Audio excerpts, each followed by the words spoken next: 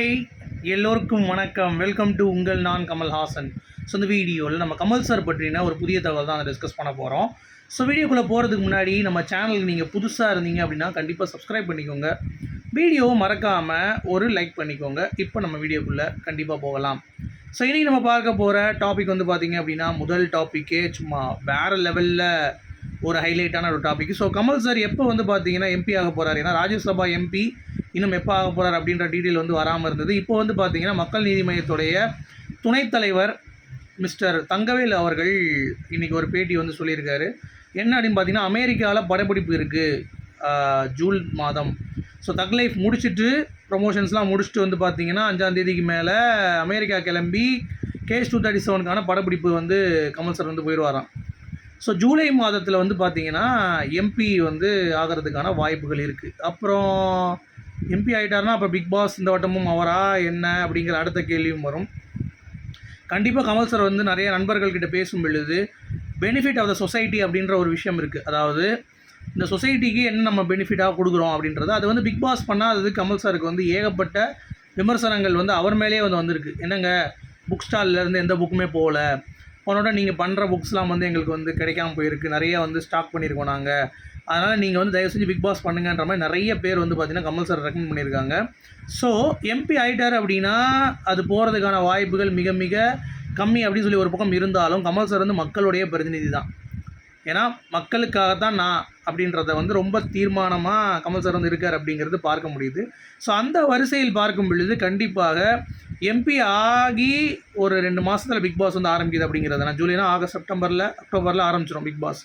So அப்படி இருக்கும்பொழுது 2 மாதத்தில் எப்படி அது ப்ராக்டிக்கலி பாசிபிளா இம்பாசிபிளா அப்படிங்கிறது ஒரு பக்கம் இருந்தாலும், இன்னொரு பக்கம் வந்து பார்த்திங்க அப்படின்னா என்னாலும் இருக்கட்டும், கமல் சார் மக்களுடைய அன்புக்காக இயங்குபவர்.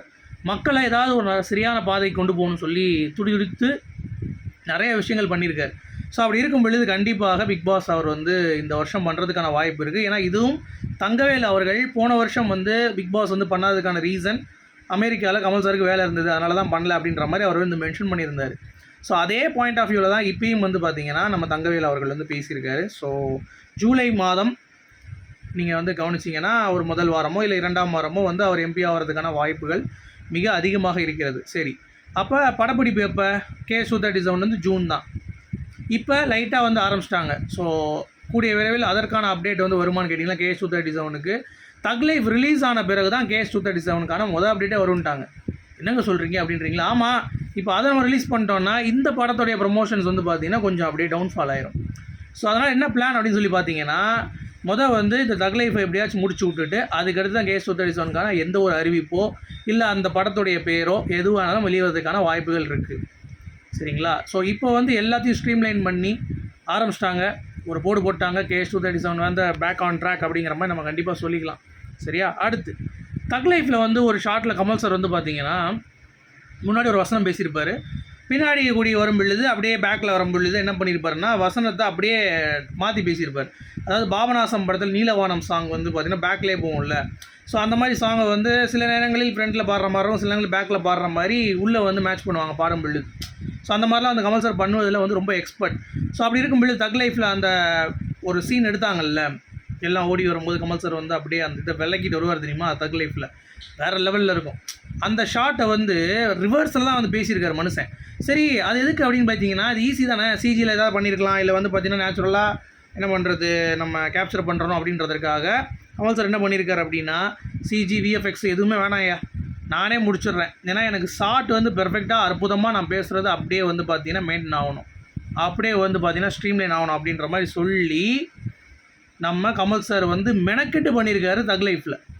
அதுதான் எனக்கு ரொம்ப ஆச்சரியமாக இருந்தது. என்னடா அது, ஒரு கலைஞன் ஒரு கலைக்காக இந்த லெவலுக்கு இறங்கி போய் ஒரு விஷயம் செய்யணும் அப்படின்னா அது கமல் சாரை பார்த்தாலே ஆட்டோமேட்டிக்காக நடிக்க போகிறவனும் வந்து ஆஹா இப்போ இந்த வயசில் இப்படி ஒரு போட போகிறா, அப்போ நம்ம என்ன வயசில் ஏடா பிடுங்கிட்டு இருக்கோம் நம்ம அப்படின்ற மாதிரி கேட்குற அளவுக்கு ஒரு தகுந்த ஒரு மனிதனாகவும் ஒரு கலைஞனாகவும் கமல் சார் இருப்பது அப்படிங்கிறது வந்து மிகச்சிறந்த ஒரு பண்பாக எனக்கு வந்து தோணுது. பார்க்கும் பொழுது அது சூப்பராக இருந்துச்சு. அப்புறம் 36 வருஷம் அபூர்வ சகோதரர்கள், இந்த மாதிரி ஒரு ஸ்க்ரீன் பிளேவும் இந்த மாதிரி ஒரு கமர்ஷியல் படம்னு சொல்லிட்டு பயங்கரமாக கொண்டாடாத டேரக்டர்ஸ் யாருமே கிடையாது அபூர்வ சகோதரர்களை பொறுத்த வரைக்கும். ஏன்னா அந்த படம் வேறு மாதிரி இருக்கும், சும்மா கிடையாது. ஒரு கதையுள்ள ஒரு படமாக இருக்கும், கமர்ஷியலாக இருக்கும், ஏதாவது புதுமை பண்ணியிருப்பாங்களா இருக்கும். இந்த மாதிரி எல்லாமே அதுக்கு தீனி போட்டிருப்பாங்க. ஸோ 36 வருடங்கள் அப்படிங்கிறது மிகப்பெரிய ஒரு விஷயம். இன்னமும் கமல் சார் அதை எப்படி பண்ணார் அப்படின்றத நிறைய பேர் வந்து பார்த்திங்கன்னா கேள்வி கேட்டுட்ருப்பாங்க. விஜய் டிவி அமுதவாணன் அவர்கள் ரீசெண்டாக ஒரு இதில் வந்து ஷோவில் போட்டிருந்தார். அப்படியே கமல் சார் மாதிரியே காஸ்டியூம் போட்டு அவரால் நிற்கவும் முடியல, ரொம்ப தடுமாறினார். அப்போல்லாம் கண்ணீர் வந்துச்சு அவருக்கு. ஏன் அழுவுறீங்கன்னு கேட்டதுக்கு, இல்லை இது நான் இப்பயே பண்ண முடியல என்னால், கிட்டத்தட்ட 36 வருஷம் முன்னாடி அவர் பண்ணியிருக்காரு அப்படின்னா அப்போ என்ன சார்ட் ஆஃப் ஆளுங்க அவர் அப்படின்ற மாதிரி அவரும் வந்து புகழ்ந்து பேசிகிட்டு இருந்தார். நான் தான் சொல்கிறேன், கமல் சாரோடைய எல்லாமே ஈஸியாக இருக்கும் கேட்குறதுக்கு. ஆமாம், குள்ளாம படிச்சிருப்பாருப்பா, குள்ளா நடிச்சிருப்பாருப்பா, தலைமுறை நடிச்சிருப்பாருப்பா அப்படின்ட்டு. ஆனால் அந்த நடிப்பு எப்போ நடித்தது, அதற்கு அவர் போட்ட அந்த எஃபர்ட், இப்போ எல்லாம் என்ன பண்ணிகிட்டு இருக்காங்க அப்படின்ற அந்த ஆங்கிளில் பார்த்தோன்னு வைங்களேன், ஒரு வெங்காயம் இருக்காது கமல் சார் பண்ணுறதுக்கு முன்னாடி. எவன் பண்ணதும் அந்தளவுக்கு நிற்காது அப்படிங்கிறது பார்க்க முடியுது. சரி, அடுத்து தக் லைஃப்பில் காண்டாயிட்டாங்க மக்கள். என்னங்க ஒரே நியூ லைஃபு, நியூ தக்கு, நியூ இயரு, வேறு எதுவுமே கிடையாது அவங்களுக்கு, வேறு எதுவும் இல்லையா? என்னங்க தக் லைஃப் டீம் என்ன பண்ணிகிட்டு இருக்கீங்க? டக்கு டக்குன்னு போஸ்ட் அடித்து ப்ரொமோஷன்ஸ்னு பத்தாது, ஏதாவது கொடுங்க பேக் டு பேக், எங்களுக்கு ரொம்ப கஷ்டமாக இருக்குது அப்படின்ற மாதிரி வந்து பார்த்திங்கன்னா தக் லைஃப்பில் வந்து ரொம்ப ஏமாந்து போய் மக்கள் வந்து இருக்காங்க அப்படிங்கிறது கமெண்ட் செக்ஷன் பார்க்கும் பொழுது தெரியுது. அது எனக்கு ரொம்ப கஷ்டமாக இருந்து பார்க்கும் பொழுது. பட் இட்ஸ் ஓகே, ஏன்னா ப்ரொமோஷன்ஸ் ஒரு லெவல் இருக்கும் பொழுது 18ஆம் தேதியில் நல்லா கவனிங்க, 18ஆம் தேதியிலேருந்து ப்ரொமோஷன்ஸ் தீயாக இருக்குன்றாங்க தக் லைஃப்பில். மேபி அந்த சிங்கிளுக்கான ஒரு டேட்டோ இல்லை வந்து டீசருக்கான ஒரு டேட்டோ எது வேணாலும் இருக்கலாங்க, வரும். ப்ராக்டிக்கலாக அதுதான் வந்து பாசிபிள் அப்படின்ற மாதிரி சொல்கிறாங்க. சரி, தமிழ் புத்தாண்டு வாழ்த்துக்கள் எல்லாத்துக்கும் சொல்லிக்கிறேன். நான் கமல்ஹாசன் சேனல் சார்பாக சொல்லிக்கிறேன். கமல் சார் இன்றைக்கி சொல்லிட்டாரு, தமிழர்கள் ஒன்றாக இணைப்பது அப்படிங்கிறது தமிழ் உணர்வு தான். ஸோ தமிழ் புத்தாண்டு நல்வாழ்த்துக்கள் அப்படின்ற மாதிரி. ஸோ வேறு லெவல்.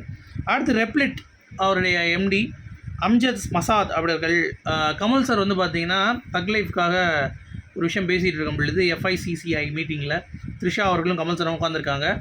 அப்போ வந்து பார்த்திங்கன்னா அம்ஜத் மசாத் அவர்களை பற்றி, ரெப்லிட்டோடைய CEO பற்றி பேசியிருக்காரு. இந்த மாதிரி என்ன ஒரு லார்ஜ் ஆடியன்ஸ் முன்னாடி ஒரு ஸ்டோரி மாதிரி சொல்கிறாரு கமல் சார், எப்படிப்பட்ட மனுஷன் இவர் அப்படின்ற மாதிரி, எனக்கு சொல்ல தேவைய அவசியமே கிடையாது, ஆனால் எனக்கான ரெகக்னேஷன் வந்து கொடுக்குறாரு அப்படின்ற மாதிரி அவர் வந்து நெகிழ்ந்து பேசியிருக்கார் அந்த CEO அந்த கம்பெனியோட. எனக்கே அது ரொம்ப பார்க்கும் பொழுது ரொம்ப ஃபீலிங்காக இருந்தது. கமல் சாரோடைய அந்த ஒரு தன்மை பாருங்களேன், ஒரு திறமையான ஆளாக இருந்தாலும் எங்கேனாலும் வந்து அடையாளப்படுத்துகிறார் கமல் சார் அப்படிங்கிறது பார்க்க முடியுது. சரி, அரசியலுக்கு வருவோம். ADMK BJP கூட்டணி இப்போ போகிறாங்க, உங்களுக்கு தெரியும்ல. இதை முன்றே கணிச்சிட்டார் கமல் சார்.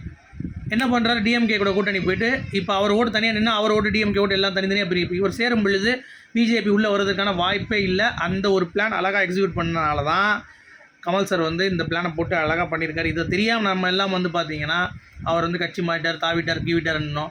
அவர் மட்டும் இப்போ கமல்ஹாசனாக இருந்திருந்தாருன்னா கண்டிப்பாக BJP தமிழ்நாட்டை ஆண்டிருப்பாங்க. அது இல்லை அப்படிங்கிறதுக்கு மெயினான காரணம் கமல் சார் தான். இப்போ நீங்கள் சொல்லுங்கள், கமல் சாரோட எடுத்த முடிவு என்ன அப்படிங்கிறத. உங்களுடைய கருத்துக்கள். மீண்டும் சந்திப்போம். Good bye.